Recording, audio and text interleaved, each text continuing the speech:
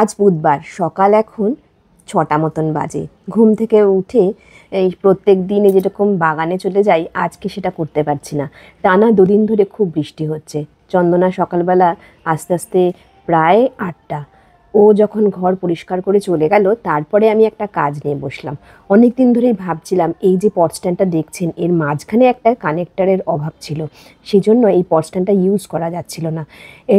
যখন করেছিলাম তখন ঠিকভাবে করা হয়নি, সেজন্য এখন অনেক দিন ধরে পড়ে থাকা স্ট্যান্ডটাকে এইখানে কাজে লাগিয়ে দিলাম।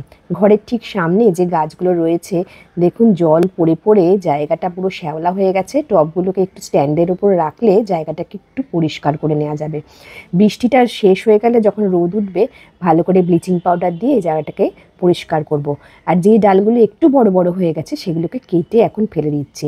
এই পাতাবাহার গাছগুলো বেশ বড় হয়ে যাচ্ছে, কিছুদিন পর পরই দেখছি প্রচুর ডালপালা বাইরে বেরিয়ে আসছে। সেগুলোকে কেটে একটু পরিষ্কার করে দিচ্ছি, জায়গাটাকে একটু পরিষ্কার করব।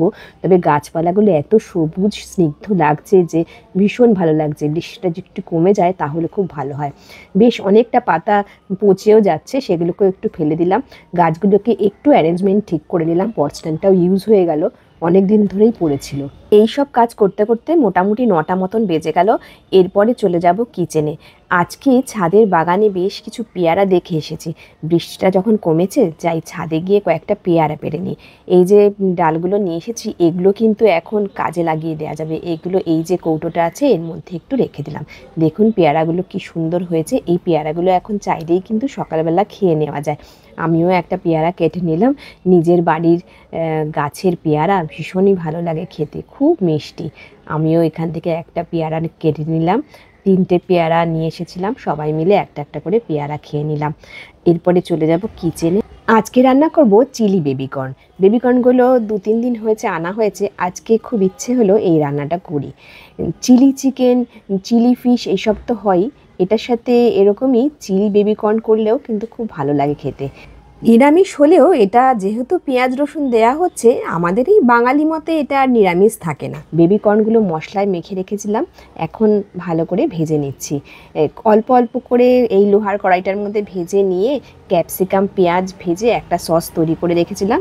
Chilli sauce, tomato sauce, soya sauce সব দিয়ে এই চিলি বেবিকর্নটা করা হয়ে গেছে। রান্না কমপ্লিট হয়ে যাওয়ার পরে এই চকলেটটা ফ্রিজে পড়েছিল, সেটা একটু খেয়ে নিচ্ছি। আজকের যে ভিডিওটা করলাম, এর সাথে আগের দিনের একটা ভিডিও এডিটিং বাকি রয়ে গেছে। এই দুটো ভিডিও আজকে এডিটিং করে নিচ্ছি। যা হোক, আজকের দিনটা এইভাবেই কাটিয়ে ফেললাম। সকালটা এখন প্রায় 1টা মতন বাজে। আজকের ভিডিওটা এখানে শেষ করছি, দেখা হবে নেক্সট ভিডিওতে।